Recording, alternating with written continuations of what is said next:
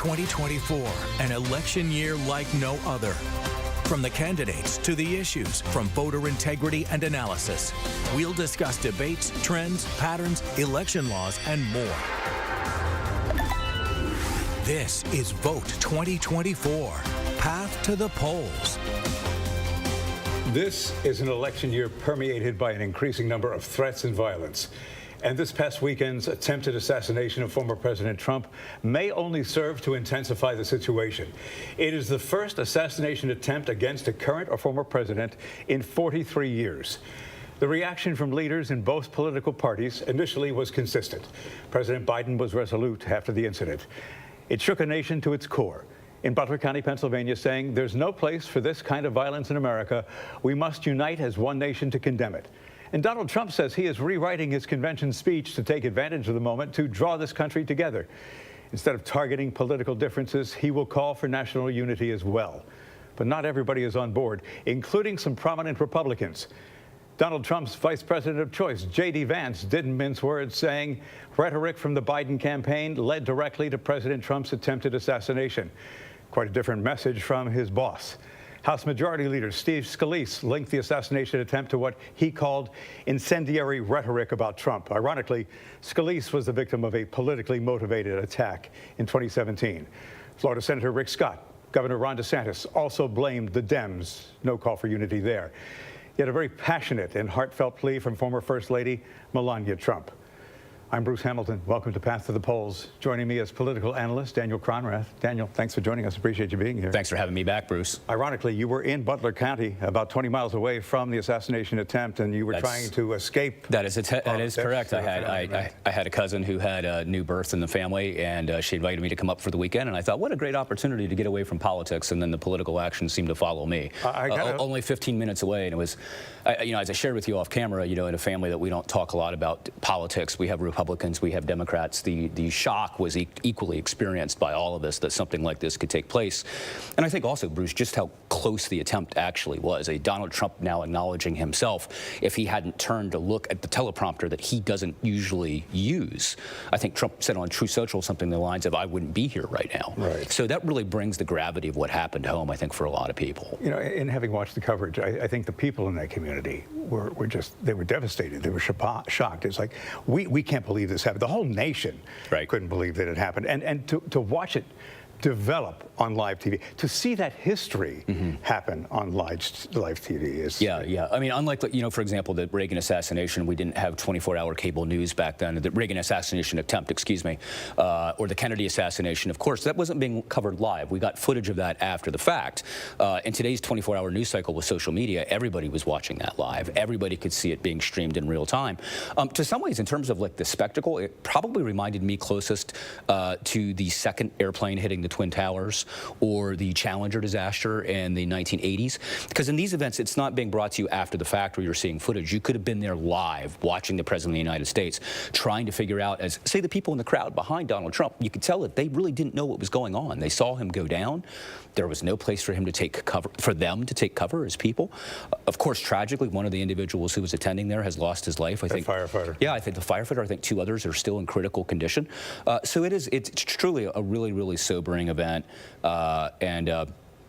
Yeah, it's just one of those unfortunate things in our politics today. Look, I covered the Reagan assassination attempt, and there's some things that strike me about that. I remember, hearing that he was laying there in the hospital. I watched the video of him being carried out. I heard the stories of him in the hospital, and saying to the surgeons, laughing, I hope you're all Republicans.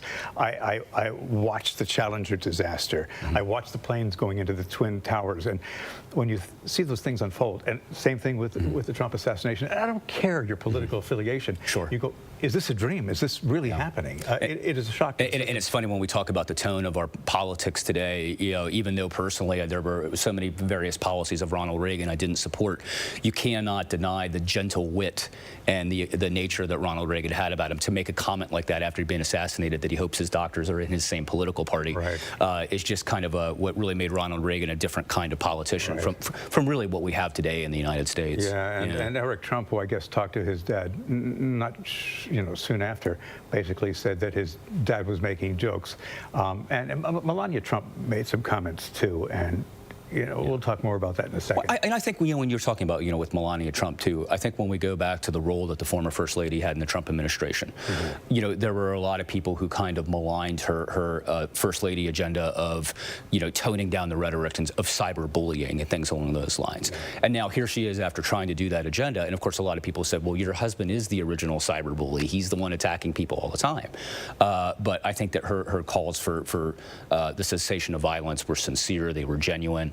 I thought it was also, for the President Biden to reach out to Donald Trump. But Bruce, the thing that really makes this very, very interesting relative to those comments of the Republicans that we previously spoke about, it's hard for the Democrats to deny the fact that before this attempted assassination, they were calling Donald Trump an existential threat in the United States to our republic.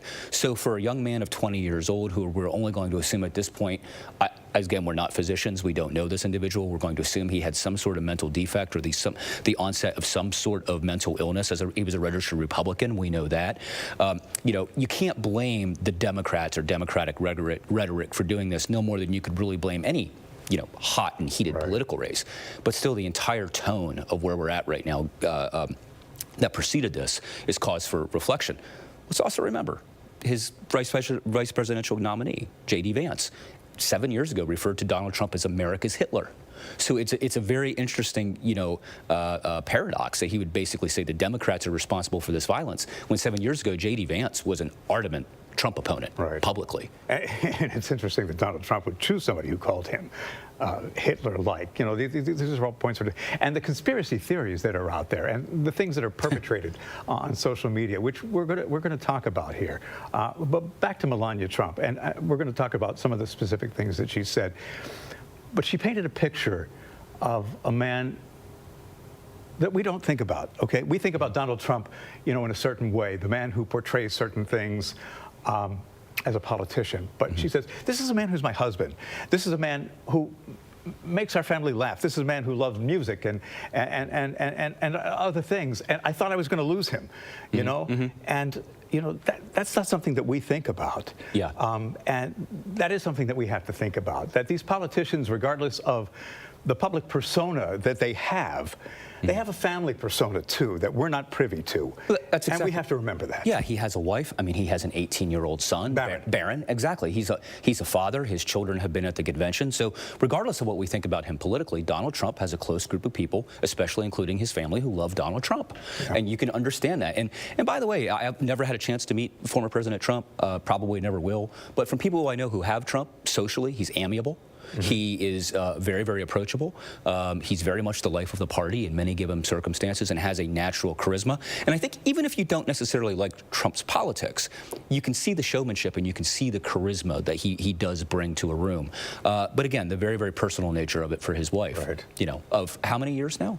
Over 20, 25 years they've been married? It's something along those lines, And, and I can tell you that I have had the privilege of meeting, some very high-profile people. And once the cameras roll, they're very different than you see them in the political arena. And you sit back and you go, whoa, this is not what I expected. That's right. I mean, we all have our experience. I know we talked before about Florida politicians you've interviewed. For me, the biggest, in my life, the biggest difference between on camera and off camera was spending time with Michael Bloomberg. A very, very different individual when the cameras are off versus how he behaved in person. Politicians are people, and we miss that often. Rick Scott comes in here quite often, and when we're sitting off camera, we're not talking about politics. We're talking about, I got to go visit my grandkids, and I'm going to take them fishing. We're going to do this and that. So let's not forget that, this man almost lost his life, and he's a dad. He was talking in court. He says, look, can I get some time away to go see my kid graduate high school? Let's not let that be lost on us. This is not all about politics. All right, so the assassination attempt. Regardless of any of our political affiliations, it is important to recognize this was an attack on every American voter's right, regardless of your political affiliation. An attack on the right to vote and choose the person you want to lead the nation. This was an attack upon the democracy America prides itself. A lot is talked about when it comes to democracy and what the outcome of this election might bring about.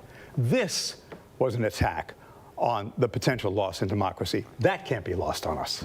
No, it was. I mean, whenever you're trying to eliminate somebody's choice at the polls, as this young man did, I mean, you're absolutely correct.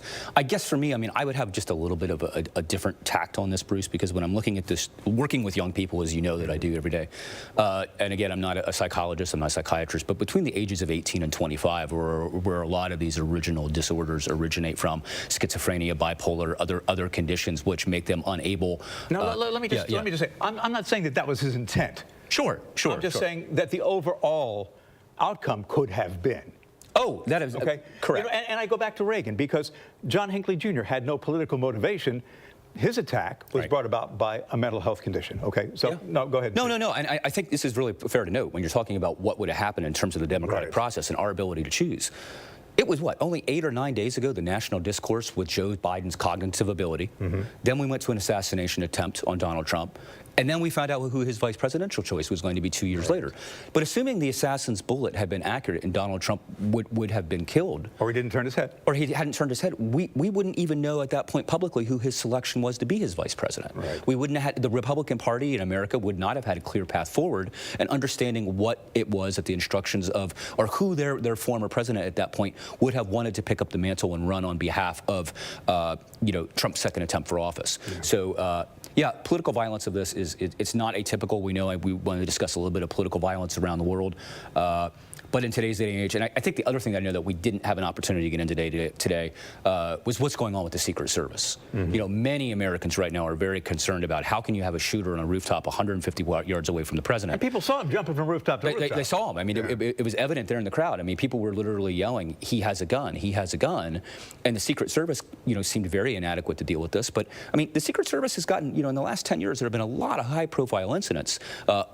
By the way, through varied administrations in terms of their ability to actually protect the people they're supposed to be protecting.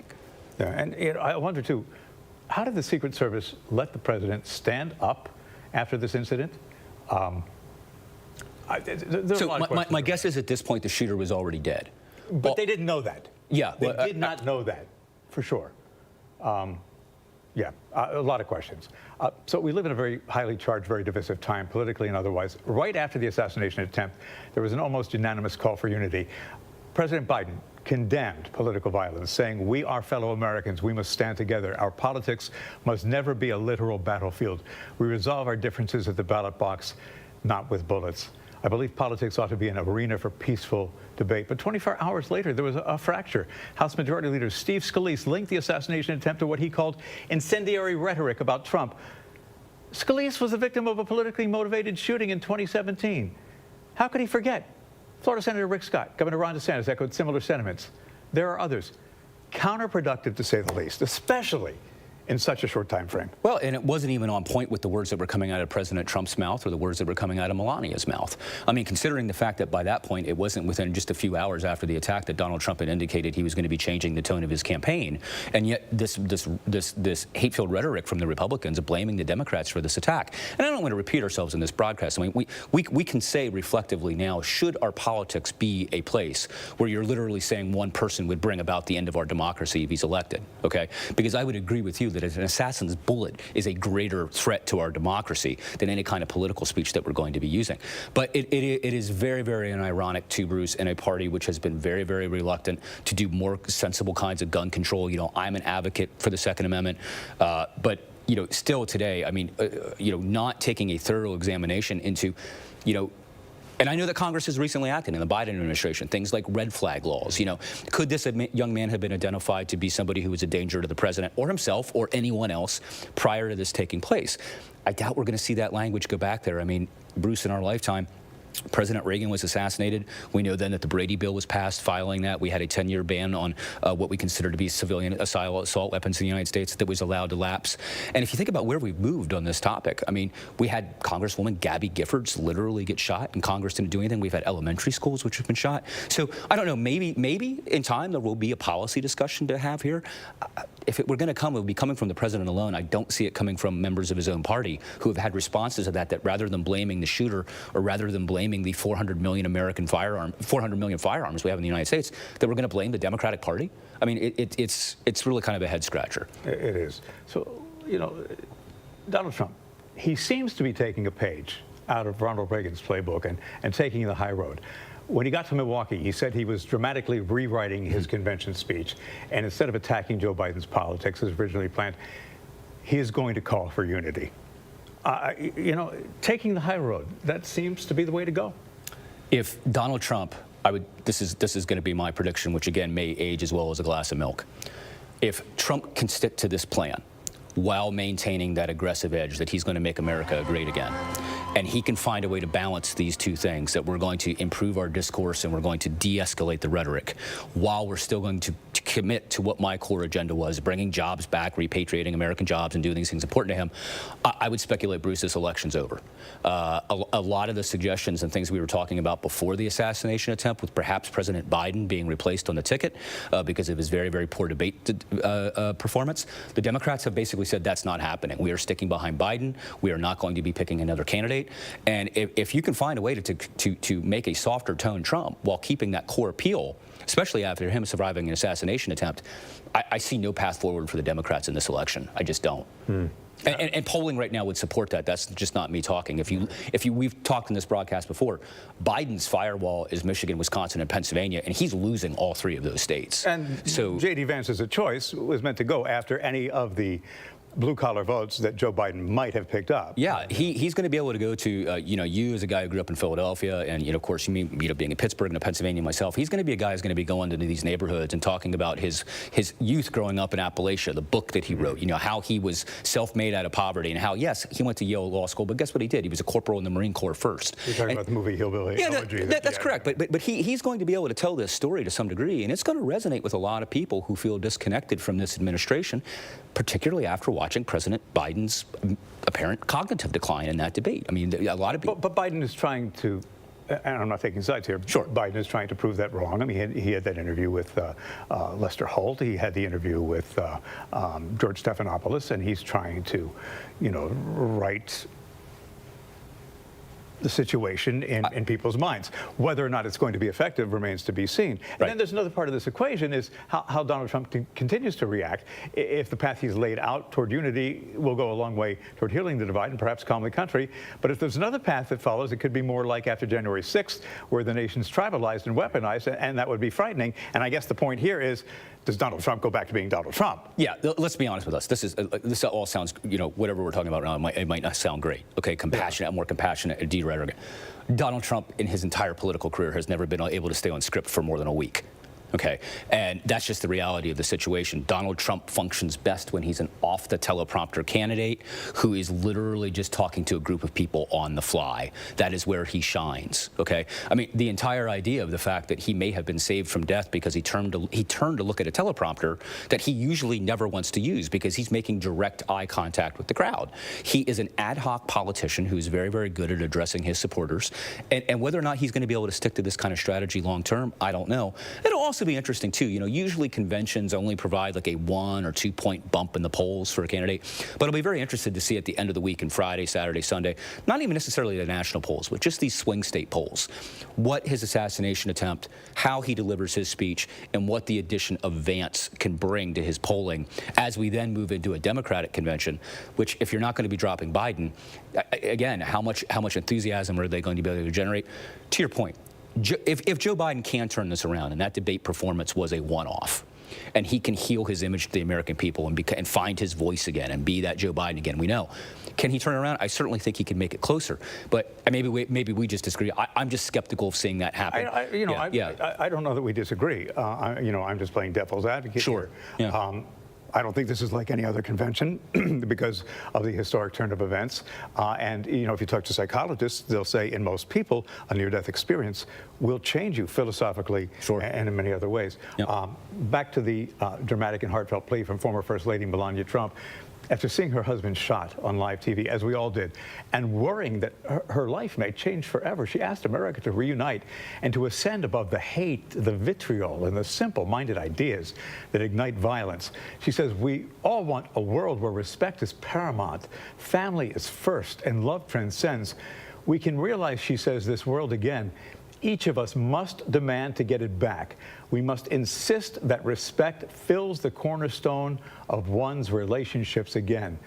The winds of change, Melania says, have arrived. For those of you who cry in support, I thank you. I commend those of you who have reached out beyond the political divide. Thank you for remembering that every single politician is a man or woman with a loving family.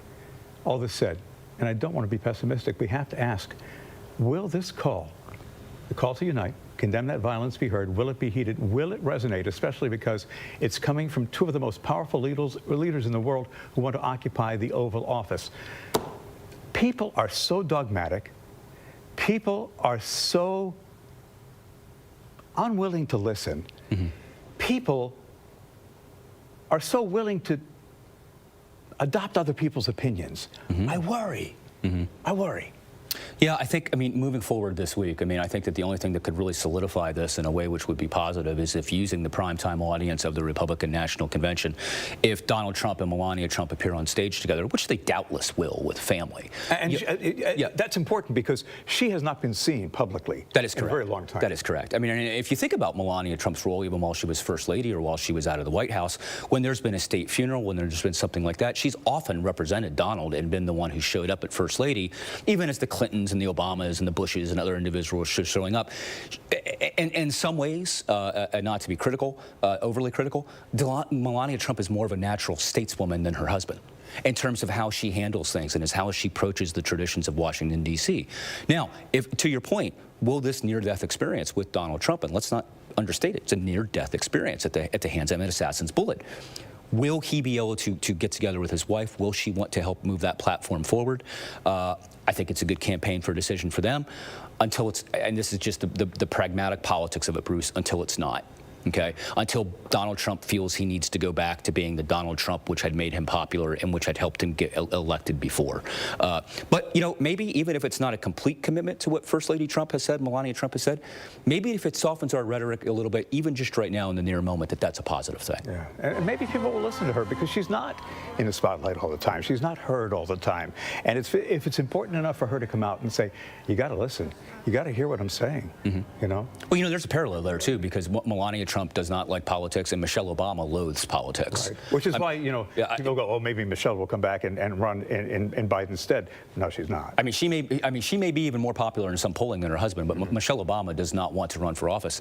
Maybe that's why people like her, because she's an unnatural politician who doesn't want that kind of power. And same thing with Melania. Yeah. So we can hope, we can pray, yet we can't ignore the reality that this assassination attempt may very well open a dark new chapter of political violence in modern American history. And that's frightening. Yeah, it is frightening. What is frightening is I think that, you know, moving forward, I think, you know, in terms of the real terms, we need to do a bipartisan investigation in Congress right now what's going on with the Secret Service. We need to know that every single American president and their spouse who still receives, and candidates who receive civil service protection are getting the best absolute protection that they possibly can. But they're going to say, well, you know, the Biden administration is doing this investigation, so I don't know if it's going to be, you know, there's going to be efficacy to it. Considering the same Biden administration, the same Secret Service protects Biden, you would hope that bipartisanship wouldn't be, and protects Hunter Biden and his adult children. But people are conspiratorial. They're not going to, you know. Very conspiratorial. I've been trying to avoid a little bit of the conspiracies, Bruce, right now out there, like in terms of like, you know, creating another JFK assassination and like who was what and where and doing. You can't convince the people.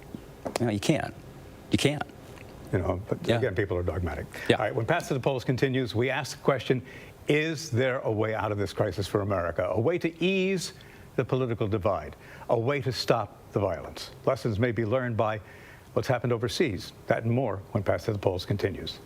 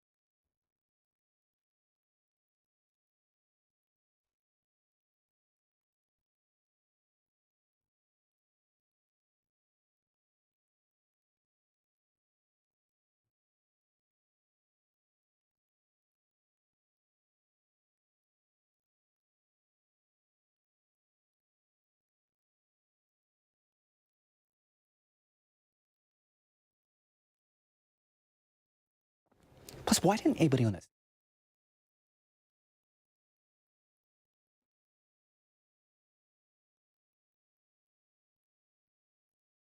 Appreciate you watching Path to the Polls. By the way, the show will be available on demand on the News4JAX YouTube channel and also news4jax.com. I guess the fundamental question here is there a way out of the American crisis, a way to ease the political tension and the violence? Well, I mean, I think we've already talked about some of these issues. I mean, I think it's going to take leadership. I think it's going to take responsibility by corporate media to also help tone down these attacks. I mean, a lot of our vitriol, Bruce, and I know that I attack a lot of your kind in the news media. A lot of this spinning up and this ginning up of a lot of our political rhetoric today is ratings driven. It's popular. If you turn on MSNBC, you expect to get on there and you expect to hear the most vitriolic things about Donald Trump. And again, if you turn on Fox, you're expecting to hear that Joe Biden has one foot in the grave. That is the narrative, and that's what we're going to continue to hear. So I think it's multifaceted. There's going to have to be a lot of responsibilities. And also, too, you brought this up before. Leading Republican figures and Democratic figures are going to have to rein in their rhetoric. We talked about what I consider to be, and I'll just say it plainly, really unfortunate words from Senator Rubio and Senator Scott following this shooting that I don't think are constructive. I don't think they're helpful. And yet this morning on social media, I've heard that there's top Democratic operatives suggesting that this was somehow an attempt with the Trump campaign and, ready for it, Vladimir Putin to disrupt the election. I mean, as long as you're going to be putting these kinds of conspiracies out in the media landscape, that kind of information or this kind of like the threat of what we're talking about is not going to change. I agree. I'm going to jump ahead to something that I was going to discuss in just a little bit here. Another part of the equation is the media, some of the media. And I'm not even going to call them legitimate media because it's an opinion-based media. They've got to stop amplifying the extremes. Some of the politicians have to stop amplifying the extremes, no doubt. There is a part of the media that is wholly irresponsible. Sure. Even if you go on to like a lot of independent media, which I know that I use a lot of, there's a lot of YouTube programmers, both on the right and the left, that I choose to get my information from because they're more donor-driven than, say, corporate-driven in terms of their profit models. It's the same thing. They're still trying to find subscribers through shock. And they're still trying to use sensationalized headlines. They're still trying to use rhetoric, which is going to drive people to their programming so that they can make more money through subscriptions and sponsors. So really at the core of that right now, of our media landscape, it's profit-driven, it's ratings-driven, and it is really kind of irresponsible. But I'll tell you something, Bruce. This has to be, and I don't necessarily have an answer for this clearly, but this has to be holistic, because any kind of media outlet right now which would not continue to take that really high partisan approach would no longer be continuing as a media outlet. You know, this is a result, if you recall, in the 1990s when cable news was launched. And Roger Ailes and Rupert Murdoch said, you know what we can do to transform the media landscape, now, especially now that the fairness doctrine has been dumped and we don't need to have an opposing view. Let's just create a television network that goes specifically after conservative viewers and will dominate that landscape. And then soon every network out there was basically recreating the same model. Even to an extent, and this kind of really upsets me, even PBS, which I used to think was very much middle of the road, all of their consultants and all of their thinking class are liberal reporters for the New York Times and for other outlets who are coming on to share their view. And this is what's supposed to be on our public broadcasting network, which is taxpayer funded. So I think that is, but it does start, coming back, it does come back to the source. If President Biden and if former President Trump were to hold a hard line on this, and if President Trump were to take the Truth Social, which is, you know, where all of his supporters follow him because he's never come back to X at this point, even though I think Elon Musk offered him the opportunity to, he never took it up. But if he were to start calling out individuals like Rubio and Scott and say, listen, this is not the way I want to be running this campaign, I promise you, they would fall into line very quickly. You do not want to be on the outside of Donald Trump right now if you're in the Republican Party. But then how much will President Trump actually want to police that himself? And to our point, we know it's not going to be Melania Trump who's policing it. She wants to remain apolitical as much as possible. Yeah, and the general public has a responsibility here, too. They've got to stop using social media as tinder for this bonfire out there. And by the way, what will be the role of Laura Trump, Eric Trump, Don Jr.? What kind of view will they take this? If their father is consistent with this message that he wants to lower the heat, they will they follow suit? Don Jr. They haven't so far. No, Don Jr. and Eric are two of the biggest bomb throwers on social media, and anyone who will give them an interview. So it's gonna take some leadership from former President Trump if he genuinely really wants to do what he's talking about. All right. And by the way, on the other side of that, maybe at this point, since we've seen the assassination attempt, stop using language on the Democratic side that Trump is the greatest existential threat to politics that we have going on. Right. Don't create any situation in which there is somebody out there who is off kilter, who would hear that language and be like, well, I've got to take care of this or my country's going to be over. And you notice even Joe Biden backtracked and said, look, I shouldn't have used the word bullseye, which some people have criticized him for. He rethinked it. And sometimes things are said in the heat of a moment. I'm not condoning it, but I'm saying politicians need to start thinking about the words they use and better choose them. Bruce, we use words all the time, like in our politics, like we're going to be going into combat, and we need to go in there and and this has changed a little bit, but we need to be able to go and we need to be ready. Mindful. We just need to be mindful. We're going to be able to go in there. We really need to kill this debate, and we really, I know for a lot of people that may sound like squirmish language, but for a lot of people out there, it's not. And this assassination attempt, in my mind, is really, really reflective of that. We may never know what was going through the mind of this young man who tried to kill former President Trump, but at the same time, we can be mindful of our own actions moving forward, that we can, as you've suggested, lower down the temperature of our rhetoric. It's like talking to your wife. There are certain things you wouldn't dare say because you'll be in trouble. No doubt this assassination attempt may fuel further violence, and this is a huge but here, political violence can also be tamped down. I'm looking at history, recent history. Is what we really need to happen in America what happened in France and in Poland and even in Brazil, where Bolsonaro faced an assassination attempt, is for that broad swath of center-left to center-right to stand up and say, we want a different kind of politician. We want a different kind of political society. Well, I think one of the things, in my opinion, as somebody who studied the French election cycle here, with the victory of the French left, and in France they have this expression that government is afraid of the people. Or, excuse me, government is afraid of the people. And here in the United States, we have the reverse. People are afraid of our government.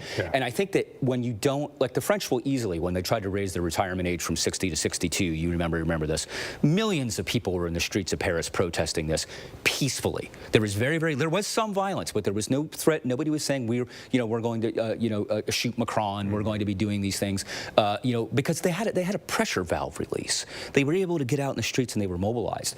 We're very far away in the United States from, say, the 1960s, where you could have student sit-ins. As a matter of fact, and I would argue these two things are connected.